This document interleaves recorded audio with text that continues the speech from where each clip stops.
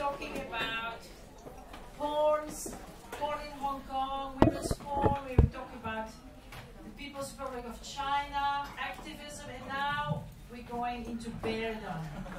So I'm sorry for that, but we're going to make we're going to segue quite radically into a whole new domain.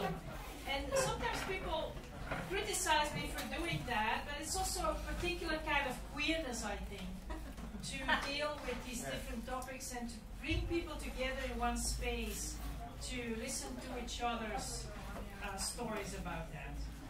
Francesco Palmieri. Wow, what a nice name. I call him a multi-talented bear. Yeah. Now you know for sure. We met each other in 2005, about 10 years ago, when I was doing my first conference on internet pornography. Francesco was also interested in this topic and started writing to the conference organization. Many messages. We had a mailing list for our conference. We started getting many messages from this person called WARBEAR. WARBEAR. And so that's when I found out about the bear. I didn't know about the bear. And maybe you guys don't know either. So you're going to find out today what is a bear? What the hell is a bear? So first of all, I found out it's a kind of a gay subculture, in opposition to other gay subcultures. You're going to find out everything about that. But then it's not just the bear, of course, it's the war bear. Yeah? So he has to again wage war. Wage war with the subculture, maybe with himself, and be in radical opposition to more conventional notions of LGBTQ identity groups. That's the war bear. He's very open about his immersion in pornography and sexualized websites, dating sites, apps. He's been very open to me for the last 10 years, which is why I've learned a lot about it, and I've also written about it in many of my books, actually. But he's also very critical of that, critical of the media conglomerates, the infrastructures that are offered to people to upload profiles, to seduce each other. The outcome of his research is always quite dark and pessimistic. What the hell are we doing there? Yeah? Francesco is a queer activist, also an entrepreneur. He's organized in his life many festivals, film festivals, art festivals, pride parades, clubbing events in Rome and Berlin, and most recently he does the event Gegen, which is a powerful, huge queer event. He gave a talk about that last night. He's a writer and a scholar doing a PhD in Rome Sapienza University on the geographies of sexuality. And I think he's the right person to define 21st sexuality for us. So give him a warm applause. Thank you. And of course now we also have his moderator, Travis Kong, who is actually very well known.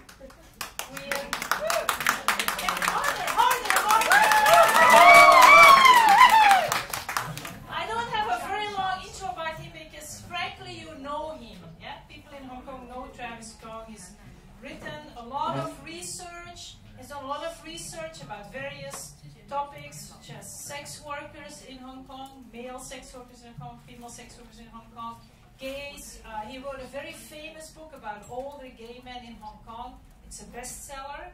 So I'm so happy to bring these two people together. He told me that he is also interested in the bear.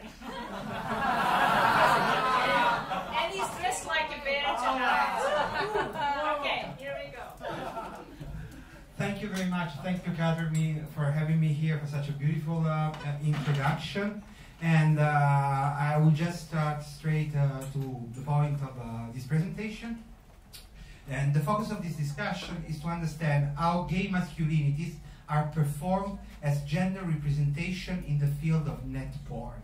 The field of net porn, Catherine Jacobs gave a definition of that in 2005 when we met, because she organized this huge conference that was called The Art and Politics of Net Porn. It was two conferences, one in 2005 and one in 2007. After this conference, they published a beautiful reader that was called Click Me Net Porn, the studies reader, in which I published this work. And that was a platform for me to develop a lot of different perspectives out of that pushed my research on net porn a lot. So anyway, this hypothesis, the 21st century schizoid pair, you read the subtitle, masculine transition through net pornography.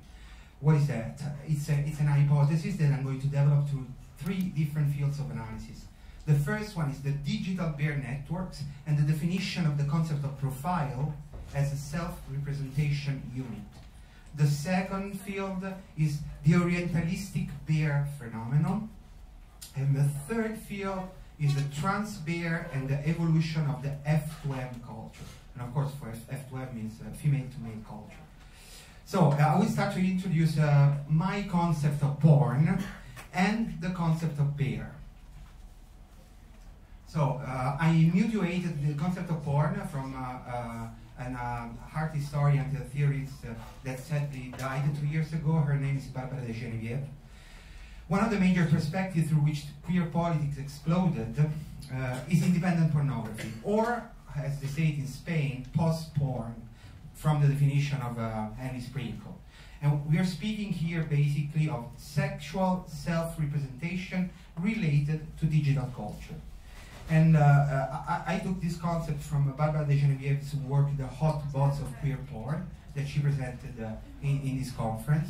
And basically, she says, as you may read, porn is made to get people off.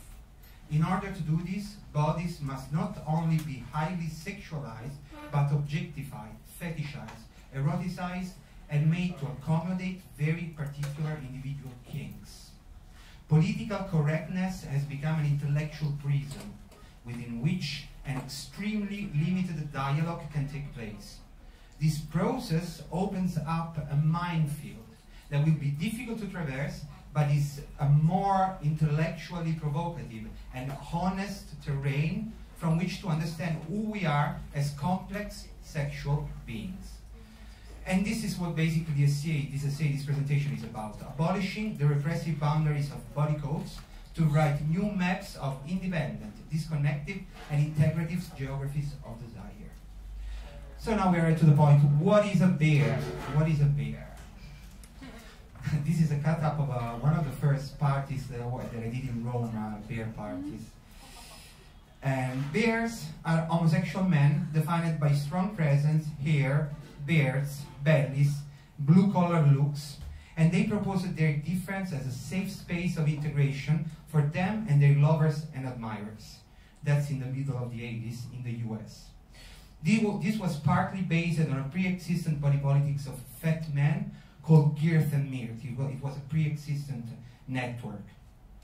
They proposed the chub man, the chub fat man, in the mid-70s as a way to squeeze the game position of the young, blonde, effeminate, suntanned, perfect, smiling, I can do whatever I want gay man. And that was the typical stereotype that came out from the beginning of the 70s, of the beginning of the gay movement in the US. So even if focused on masculinity, the early bear movement was a very queer one because it was for men who did not fit in. And they developed a strategy to resist the assimilation at the very beginning of the gay gentrification, on what now is defined as homonormativity. Again, bears had a very positive influence in the beginning of the HIV/AIDS epidemics, producing a social space for positive men and a safe space for aged men, fetishizing maturity as a masculine element of sexual arousal. Of course, bears had their own pornography as an important space of acceptance and self-expression and sexual socialization. And what is called beardom is a huge sexual, cultural, social, and political scape of bears, which, in a way, is now over, because it's not being able to escape the global market process process of homonormatization. Bear pathologies came out, like diabetes, necrosis, amputations, blindness, apnea, heart attacks, bulimia, radical bone deformations, and all the STD cosmology. For STD, I mean sexual transmitted diseases.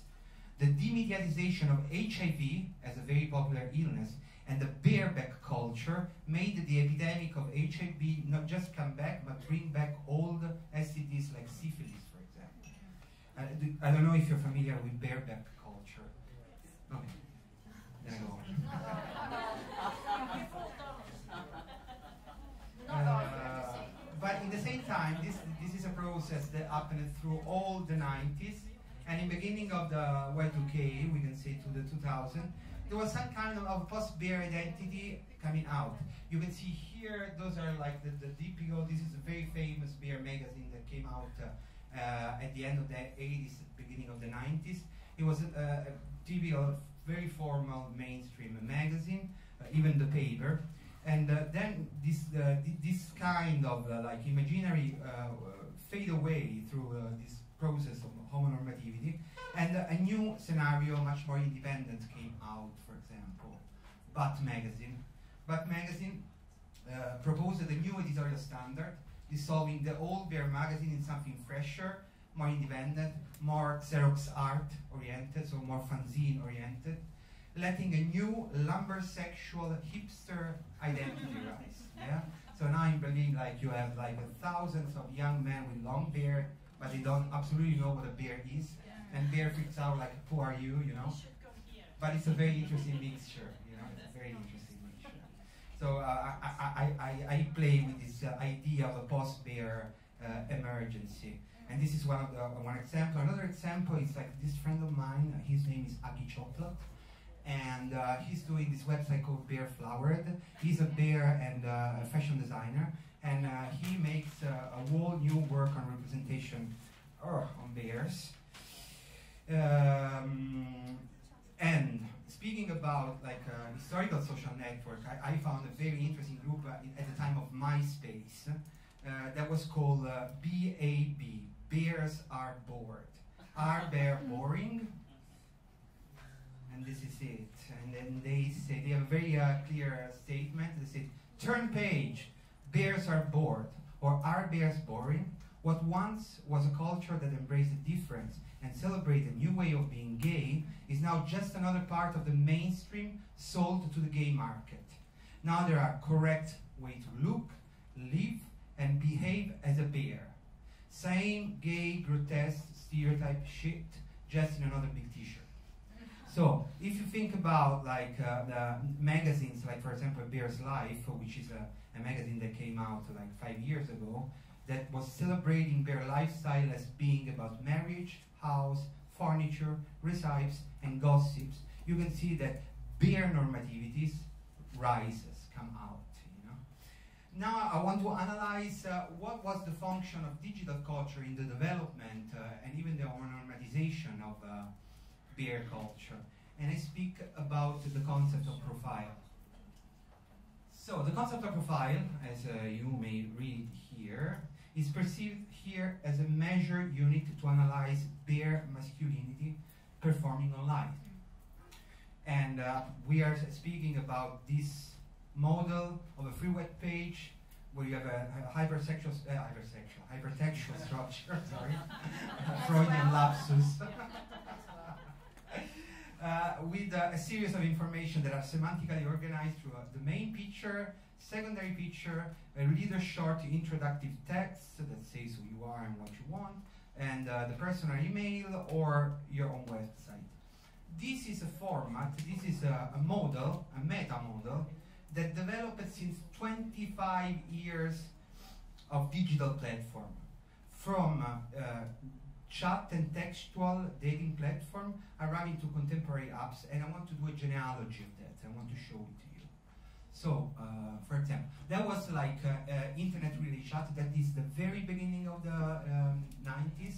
At least, for example, in Italy, the digital divide resolved itself like in 92 or 93. You could buy for very cheap money a personal computer and the modem. The modem technology developed, it was the time of 14.4. And that was like a typical chat with the software that was called Mirk. Okay, you know it? I was on it. Oh wow! And you had the different servers. You have the Bear Cave, Orsi Italiani, and so on. So on the right, you see all the participants to the chat, and it was just textual. So it's like, if I am Susie and I want to chat with Zippo, I call him personally, and then I send him my pictures, my website, and stuff.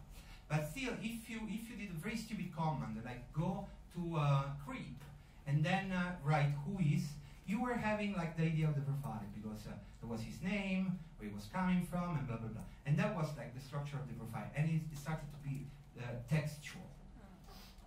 Then the technology developed, and webcam started to be very accessible, and the whole concept of chat moved to not just video chat, but taking pictures and chatting at the same time. And you were having a new generation of softwares, like iSpeakU or ICU2, and it was the same idea of chatting with the same server, same lists, same contents, but then you could add a picture that was taken from a camera.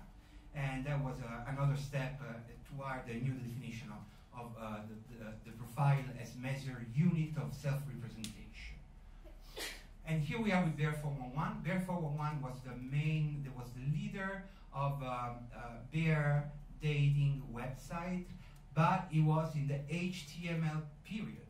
So this means that here you had a webmaster, you would send him your picture and your text, and he would write a code, an HTML code, to produce the profile. So it took a long time, like 2 weeks to have the profile online. And then we are arriving to the PHP technology moment, which is the content-generated user. And that was the main famous, at least in Europe and in America, Bear dating website that is called bearwww.com. And here there was the PHP period. It means like you had, if you've been an engineer and the web owner, you have a model, and then you give it to the user, and the user uploaded it himself. So it was very fast and very dynamic, and this kind of like platform and technology exploded all over the world. There was a big fight between the owner of this website and the owner of the bear411.com because, well, you understand, yeah? Okay, porn tubes. We're arriving to now, like social media technology. The social media standards in terms of content-generated user and upgrading and uploading your own information moved toward a porn sphere. Xtube is one of the most famous, because what is interesting is that the Xtube is the only one, I think, that really gives the possibility to open profiles, like Facebook. You have a profile which is a sexual profile, and you, of course, you have a lot of bears who upload their own videos, and there is a system of friendship which is exactly the same as Facebook. And this profile of this guy, LF Bears, is very, very funny, because he uploads like 70% is straight porn, although he's gay. And what is interesting, I did a video with Catherine about that. It's like a man/fiction, because it's like he is creating a narrative of what a bearness means, like being a bear means, through different pornographies. So not just the homosexual bear pornography, but even the straight pornography. So it's super interesting. And then, oh sorry, one moment. Oh, here we are. Here we are. Invitation. Okay, and that's like the last frontier. It's smart technology apps for smartphones and tablets. This is called Brawler, and it's the bear version of Grindr. It's like that. And you see what is interesting. It's always profiles, like little thumbnails, And this kind of apps are more and more oriented toward visual communication, because it takes too much to write. So it's, yeah, it's basically about like a image impact. You know, you like it, you go, and then of course there is this logic of GPS proximity. The more you're near, the more you hook up, in a way, you know. So that's the story basically of how the concept of profile as self-representation and masculine performance within the gay culture developed. One very nice thing that I catch, which is very funny, is that you can create a polarization. So from one side, you have two macro categories. You have the first category, which is like the bears who do not want to be recognized, so they just expose part of their naked bodies, and this is because they're mostly oriented to sex, but most of all, they're closeted. So, in a way, this kind of platform create a new digital politics of coming out. So the more you show your face in terms of anographical identity, the more you come out as a political statement. The less you show your face and you show just body, the more you are closeted. But this created another language which is even more interesting for me, because people started to fetishize the heteronormativity of the closedness. So this means that if I have two pictures, one with a face and one without a face, I am much more sexually aroused from the one without a face, because it performs a different masculinity. So people, even though they were outed, they started to upload pictures without faces, because they knew that this process was going on, you know? Yes, so then we arrived to the second field that I was speaking about, WARBEAR. And basically, some years ago, there was like this huge bear event. You have bear events all over the world. There are like international bear events, so the more this event is known, the more people travel there, and you have really real tourist platforms for bears, traveling all over the world from one bear event to another. This is called the Berenboga, the Bear Week in Cologne. It goes on since like 20 years. And one of the things that we're organizing is visiting the workplaces where Bear magazine was produced. Because Bear magazine, in the same time, the one that I show you, it became a brand. So they sold it all over the world as a brand to reproduce the same magazine, basically. So in Germany, they did German Bear.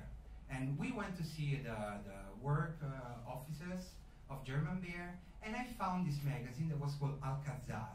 And I said, what is Alcazar, you know? And I just found this picture online, but the magazine that I had in my hand, it was having a very appealing cover.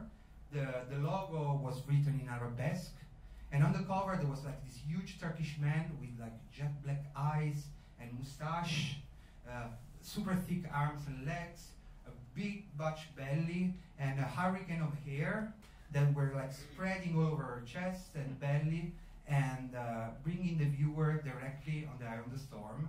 There was like this huge fat cock, you know. So, but the only thing that he was wearing, it was like this kind of red hats called fets on his bald, mature head, which he sported like a military license. And of course, he had like this enormous erection, and there was something that wasn't really working there for me. There was like something dystopical, the distance. And first, the editorial structure was exactly like the other bear porn magazine, like Bear magazine.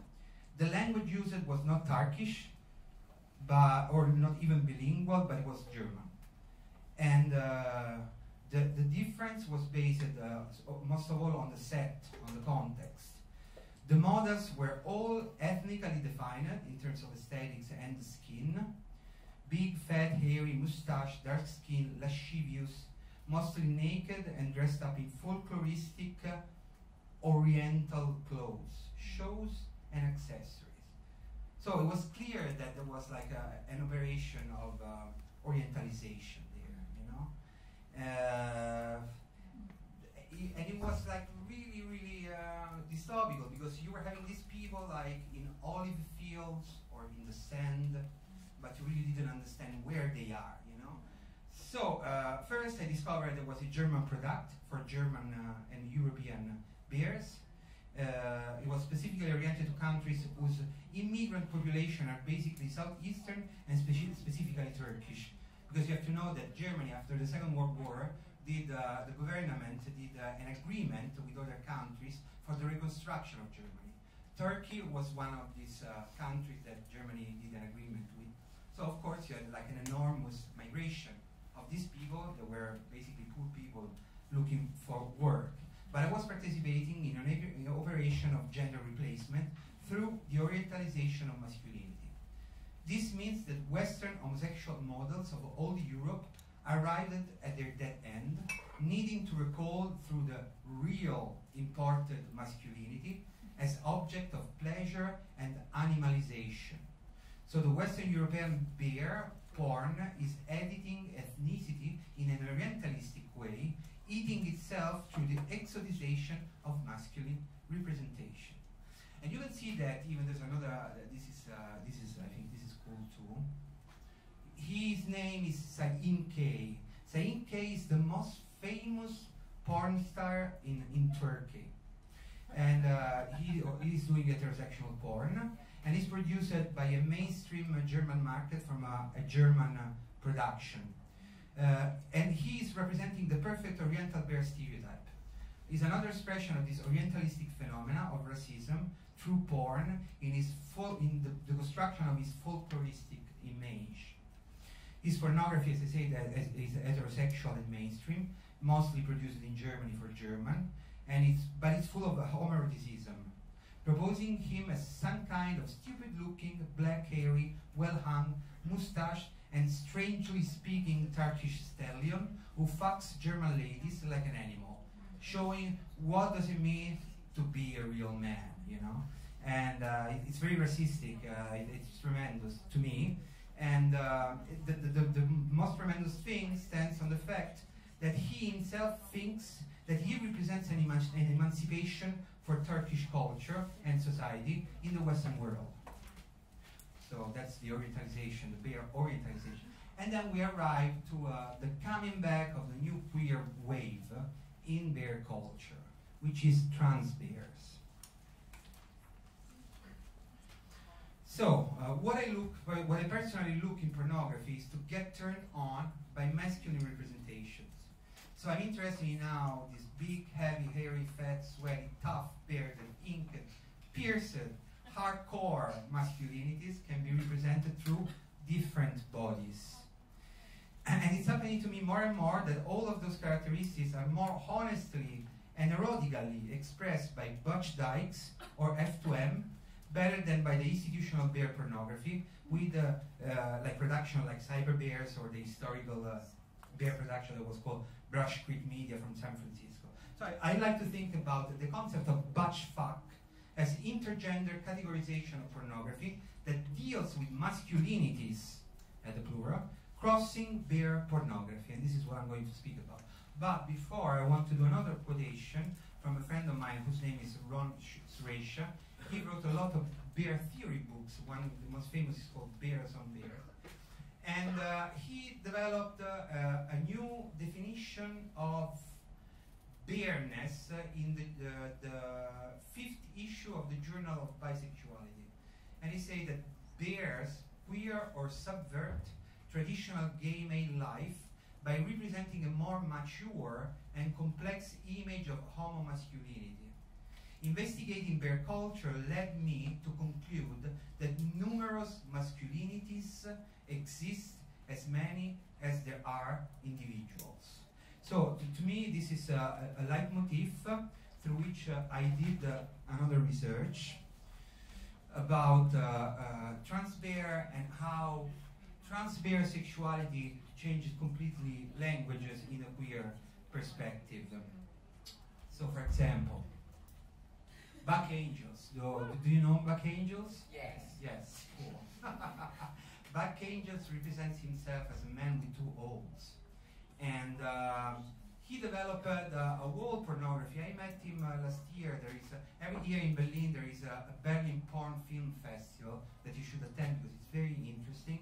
And Buck Angels is basically invited there every year. But every year, what he says, which is to me very, very important, is that he uses his own pornography, his own porn production as didactics. So he teaches new model of sexuality through the performance of his gender. He identifies, of course, as a man, but through different bodies. So he experiments on new forms of enjoying and pleasure and desire through bodies which are not normatized. And this is what his pornography is about. I like his discourse, although I think that his discourse is oriented to an heterosexual audience, much more than a queer audience. Because it's important to develop didactics, but then it risks to be demagogical if you have just one audience. So if you want to teach the straight man what a queer man is. So this is my criticism, but of course I support him very much. And then you have like this. This is Cubby Holes, this production called Trennywood. And Cubby Holes disconnect from Buck Angels because they speak to queer people, basically. And the first scene of the film starts with a focus on a note on a wall that says, "Dear bears and sirs," I'll finish it. Yeah. "Dear bears and sirs, I am being initiated into my cub fraternity, and I need as many bear cocks as possible tonight. Please keep the blindfold on, since it is supposed to be anonymous sex. Thanks." And this is a very interesting film because it speaks about masculine performance and bareness and not being strictly identified with a cis-man body. Okay, so this website is called queertransmen.org, and it's a website of people that did the first cis-man, trans-man safe sex guide. So it means how to do safe sex between a cis-man and a trans-man. And this created a whole new scenario that we were saying before. Last but not least, this is even interesting too. Fat Life. Fat Life has a section which is called FTM Bears and the people who admire them. And it's a social sexual space of relationship between cis bears and trans bear together. And basically those are all topics and visions expressed by areas of intervention, which I think that gives the sense and sensibility of our sexual complexity in the present and in the future. So I thank you very much, and this is me at the conference, and that was it. Thank you.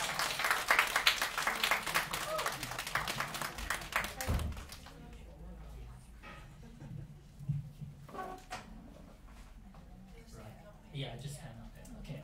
Well, thanks so much, Francesco, and giving us such a really wonderful talk, and to talk about something that you might not really familiar with. Talk about kind of like subculture of subculture, right? Talk about the bear culture inside the gay community. And I really like your presentation because you talk about 3 different layers of analysis or critiques, on 3 different features of the bear community. The first one is more about the general idea about bear and what is bear and the representation of bear.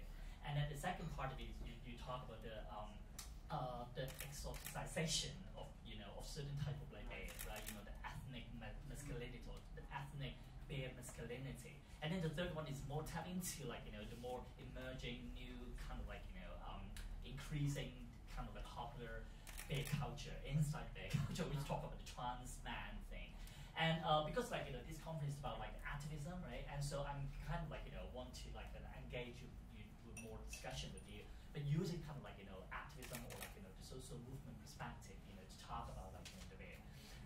I have actually 3 questions, okay, and so it's kind of sharing, okay?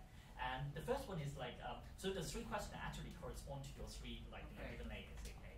And then the first one is in the first part you talk about the bear culture, and I find it so interesting. But I'm just wondering, like, from your point of view, do you see bear culture as kind of like a really subversive culture? Because I'm wondering, like, you know, whether bear culture is really like a dominant culture or a marginal culture within the Western gay culture, right? Because you talk about that, you know, the bear is more like, you know, more type into the whole masculinity, right? And then for me, like in the West, like as far as I know, you talk about, like, for example, in the 1970s, talk about the clone, right? In the 1980s, talk about, you know, the gym culture and all that. And then the muscle culture has always been there. So in this sense, like, you know, bear culture seems to be part of it. So in this sense, like, you know, it's not really like, you know, a very marginal culture within the gay culture. But on the other hand, I like the way that you talk about, like, especially you talk about the early bear culture, which is kind of like, you know, quite queer. In the sense, it's like, you know, talk about the misfit. I really like the idea of the misfit because it's actually, you know, the whole notion of queer for me is like, you're not really somewhat not really there, right? And then you talk about, you know, the standard gay guy, very middle class, like, you know, clean shaving, muscular, but like, you know, more like gentle and all that. And I like the way that you talk about, especially the early beer culture seems to be like, you know, more embracing and more inclusive, you know, to include more other type of men, you know, which sort of like, you know, quite misfit, you know, to that kind of like, you know, standard gay body type kind of thing. So you talk about like, well, now we talk about like, we challenge like heteronormativity, and even though we talk about like, you know, homonormativity, but you talk about the bare normativity. So I'm just really wondering, like, you know, from the point of view, what are actually being silent, being negated, being rejected inside, you know, this bare normativity of your bare dom, right? Okay, so this is like one thing. Because I find it so interesting, like when we talk about like homosexuality, we almost always talk about it as a way, it's like this conformance, you know, to sexuality, right? You know, as contrast with heterosexuality. So it's really only talk about one dimension. It's talk about the sexuality dimension, but not really talk about the gender dimension, right? And because a lot of gay men, they're actually quite conformative to gender performance, right? And in this sense, like, you know, bear culture or bear guy, in a way, you know, is very conformed to the very masculine standard type of, like, you know, very definition of being a man. And so in this sense, like, you know, how queer is bear, right? So this is like, you know, my first question is about, like, you know, the subversiveness of bear culture. And then the second question related to your second part is like you talk about the exoticization of, like, you know, the ethnic masculinity. But I find it like interesting because like when I read, like, you know, that part of it, I immediately thought about like a very famous like American photographer, Robert Macarone, right? And so how will you comment on his work, you know, because I'm sure like most of you know about his work, right? He's actually took a lot of photos on black guys, black bodies. And in a sense, like, do you think, like, you know, his work is kind of like exoticized black bodies, or in a way like eroticized black bodies? Because like all his photos are really stunning and very eroticized. And so for me, like, exoticization and eroticization seems to be, you know, two sides of the same coin, right? And I like the way that you talk about this, like, very interesting appropriation, you know, or exoticization or objectification, you know, of this like Turkish guy, you know, from German gay man. And but ethnic masculinity has always been a very interesting topic. You know, you might have heard about, like, you know, rice queen, you know, potato queen, or chocolate queen, whatever kind of queen, you know, ethnic okay, and curry queen or whatever. Okay, and so maybe noodle queen. And so you can see, like, I mean, ethnic masculinity has always been like, you know, a niche market, right? Inside whatever kind of like culture. I mean, for prostitution, especially, even if we talk about strict prostitution, like looking for like particular kind of like exotic kind of like bodies has always been like one main market, you know, of how these women, you know, kind of like trying to project themselves. So I'm just wondering, like, you know, how or to what extent we can actually understand race and ethnicity, and how this actually shaping our desire, right? And so this is like, you know, my second question. And the third question, like, you know, I find it like amazing you talk about the trans men, because like trans, like, you know, it's really like a popular thing. And I'm now the editor of a journal in the West. It's called Sexualities, and we got so many like manuscripts coming over and all about trans. You know, so trans is really like a big thing, especially talk about female to male trans. And when you talk about like that, you call it fuck or bear fuck or whatever, right. like. And it's reminds me about like in the early 1990s, you know, in the West, like, you know, the gender fund. I'm particularly thinking about the work by like the Grace Volcanoes. I don't know where. Yeah, of course. Right, yeah. And so you know about her work, right? Yeah, and so gender fund is like in the 1990s, especially in the beginning of academically, we talk about the queer theory, the arrival of queer theory. And so gender fuck is the idea like a lot of like gay men find like, you know, butch lesbian, you know, in some way erotically, like, you know, sexual and attractive. And so like, you know, the way they talk about like, you know, the trans man, it seems to like, you know, kind of like the second wave, you know, this sort of like, you know, the gender fuck. Yes. And so I'm just wondering, like, you know, so is like, you know, is it really like, you know, our future direction when we talk about like, you know, the whole queer activism? So is it really like, you know, that's what we're going for? You know, it seems like the trans bear, like, sort of like, you know, trying to transgress a lot of different like, you know, boundaries, right? But at the same time, as I said, like, you know, all the trans culture and also like, I mean, the trans bear culture and also the bear culture has always been the negation of femininity. So there's something like, you know, it's sort of like, you know, blind spot, like, you know, in the bear culture, because you can't really have a CC bear, right? Because CC bear in Hong Kong context, like, is a damn, like, you know, I mean, it's a really minus thing, you know, it's a really like, you know, very disgusting thing. And inside the gay culture, not just talk about the bear culture, inside the gay culture, like, being CC is something kind of like, you know, something really low. Something really sort of, something really, how was it? You know, right? Something sort of like not cool. All right, very kind of like, oh no, like it's like, you know, you talk about like, you know, in the old days kind of thing, and it's very outdated, you know, very old-fashioned kind of thing. And but what's wrong with being CC? Like, you know, I think like, you know, we cannot really kind of like reclaim CC-ness. And so if you are bear, like, you know, supposed to be, you know, Puja and all that, but if you're a CC bear, you know, that is kind of like a paradox of being a bear. And but yeah, who can actually reclaim, you know, as a CC bear?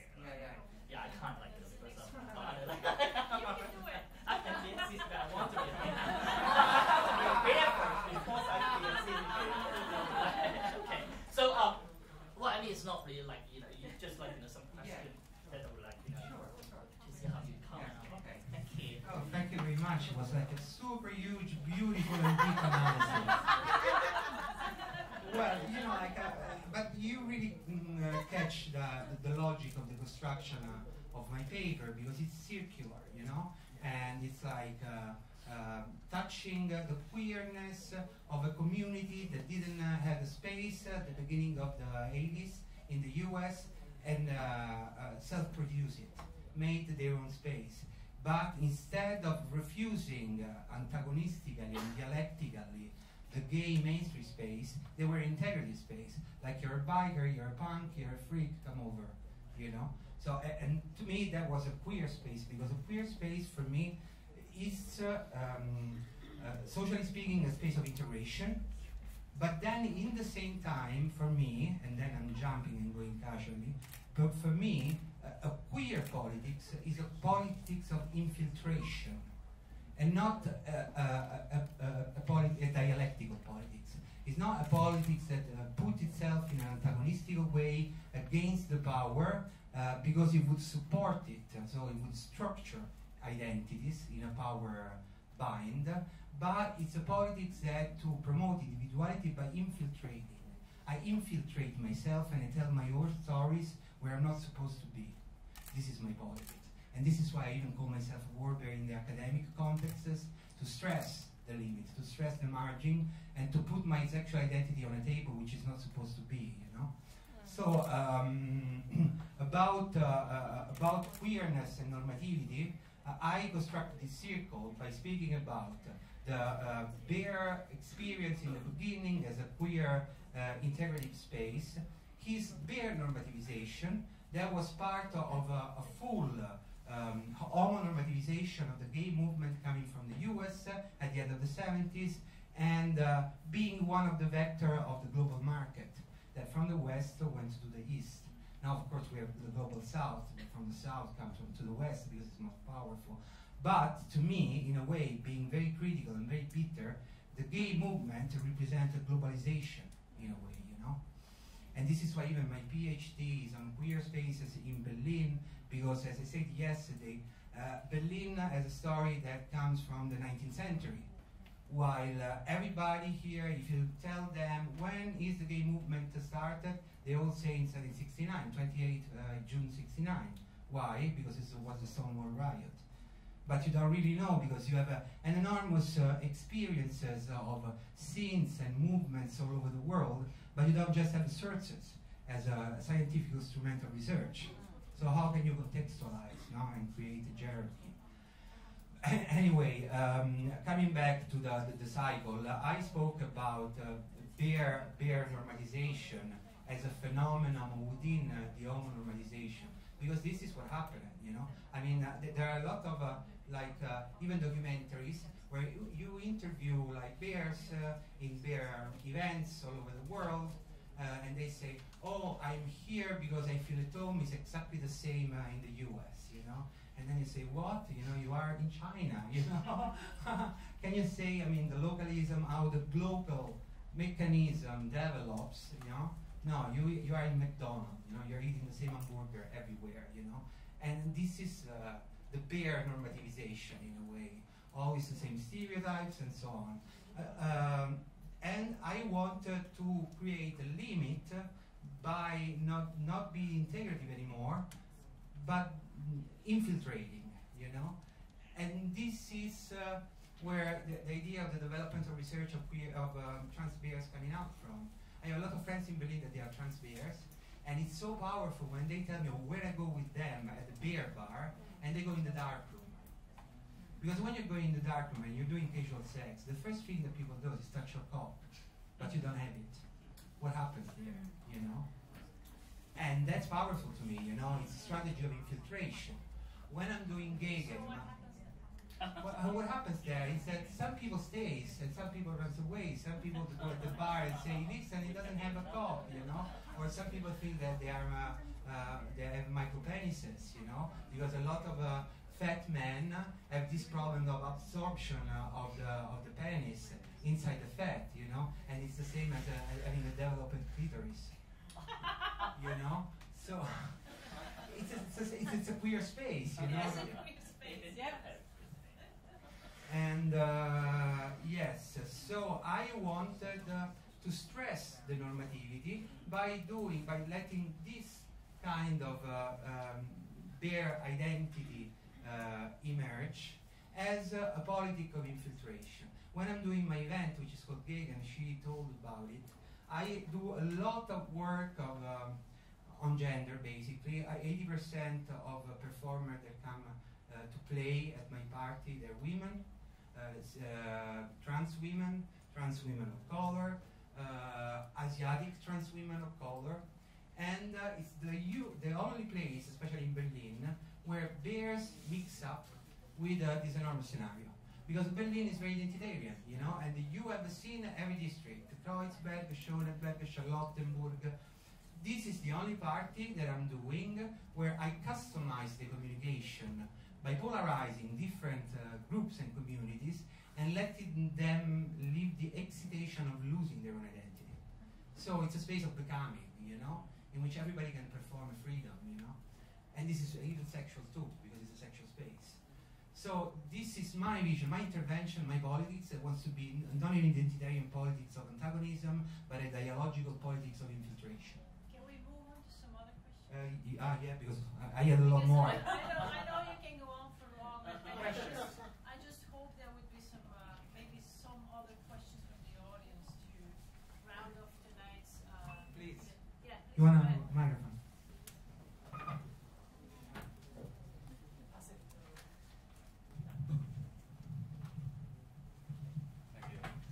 I had to write this down because I have terrible memory, but I know that your paper has been kind of contextualized in a very Western context.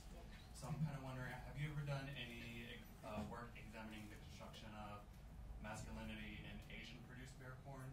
For example, you know, like Japanese bear porn has a big dominance in East Asia. Yes. So I'm wondering if you have anything to say about that. Yes.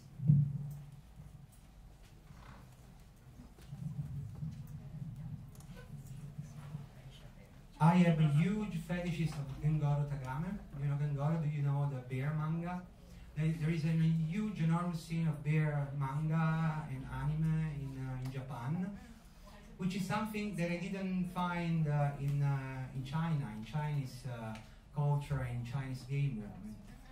But I think that this deals even with the historical dialectical conflict between the East and West, and being Japan in a way dialectical but parallel to the West, no? But what is interesting about this new bear manga drawer is that they have a very, very, very strong connection to an heteronormative culture. It's like the men are the men, and you know, and then they fuck twins, you know, and twins are feminized, you know, and but then they discover they're homosexual because they like it, and they say, wow, this is even better, you know. And basically, you know, in a way, it's a subtext that goes through all the bear manga. And I'm going to Tokyo next week, and I'm trying to meet Tagame, which is an idol, you know, like I love him. Yeah.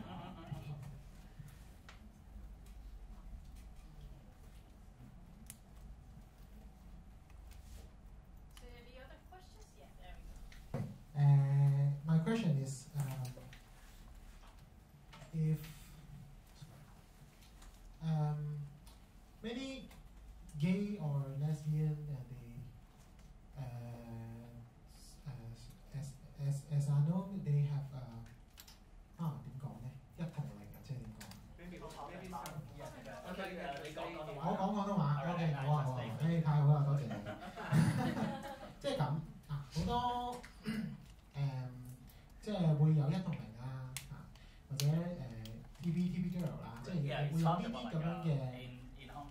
會有啲咁樣嘅性別上嘅分野。咁其實如果翻去 US， 因為 bear 呢個似乎係 US 嘅 study 啊，係咪？咁其實會唔會都係有某部分程度係因為有種社會嘅壓迫啊 oppress 啊，令到佢又要做到自己好男人嗰種嘅感覺咧？ Well, because of like, you know, the social pressure and oppression, so that's why like a lot of bear want to act like a man, and so that's like react more like masculine. 所以都引申到一個問題，即係香港嘅譬如TB girl 或者1啊0啊咁樣，即係嘅意思係佢已經可能我對呢個文化唔係太清楚，但係佢係咪都係佢塑造咗呢個咁樣嘅性嘅身份，其實係咪因為即係都係？ Yeah, and also related to like Hong Kong context, when we talk about top and bottom of 1 and 0, talk about like TB or TBG, it's because of some sort of like social oppression that's like make that way. So yeah, basically that's this question. Okay. Thank you. I think that when the bear movement started was first an American movement. This is for sure.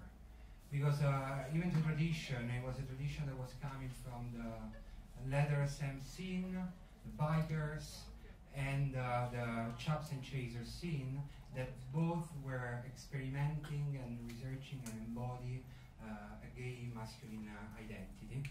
And then it became globalized.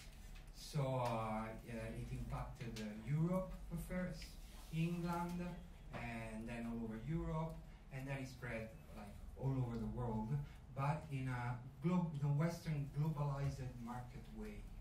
So the more you were going on, the more like this feeling of queer community was completely lost. It was like a gay market unit invading the gay media space and so on. And personally speaking, I think that before it was like the beauty of the not fitting in community. After that, it was the normativity of being a bear. And the normativity of being a bear is born from a stress of not accepting our own femininity. So internalized misogyny and homophobia were the main vector of the definition of a gay male identity within a gay environment. Like we are having our own bars, but women are not allowed. This is why it's interesting for me, you know, when trans bear go there and have a vagina, you know, this is cool. So For example, one of the things that I do as a queer politics inside Gegen is push drug bears in. So bears that do drag queening, you know, like big with bears but dressed as women, you know, and there's a lot of them, you know.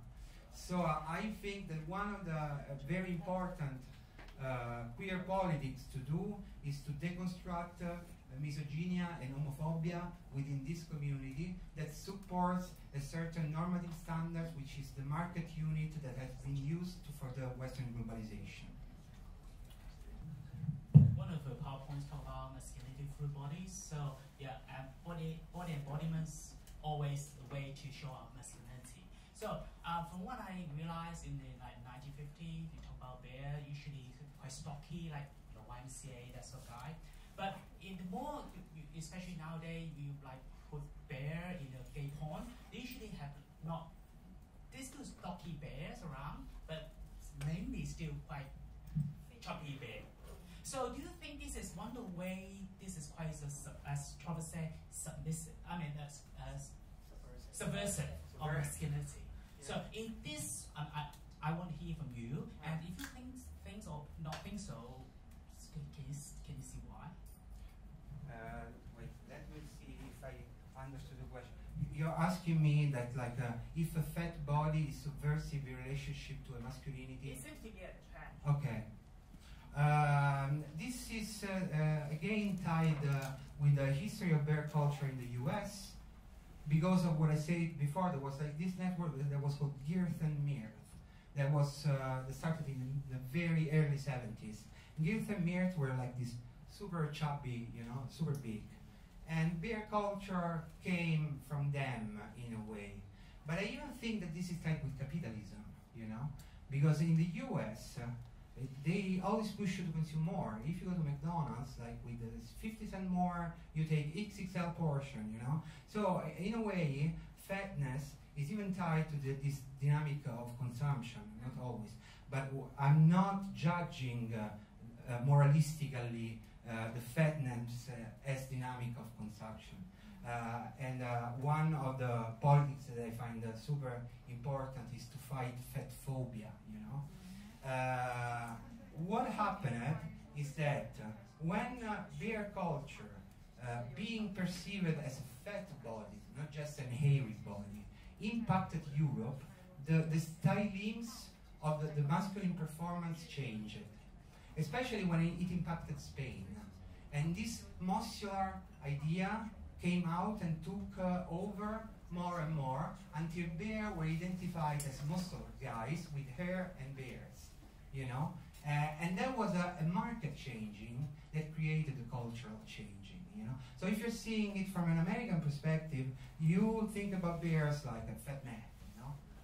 If you think it from a European perspective, more contemporary, I'm saying mid-90s, you think about a bear like a beefy guy with beard and hair. And this reigns back even in the platforms.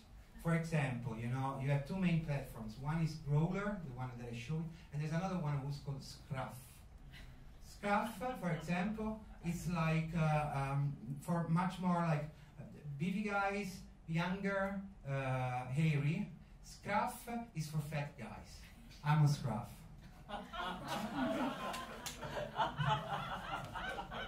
No, sorry, I'm on Growler because I love fat guys.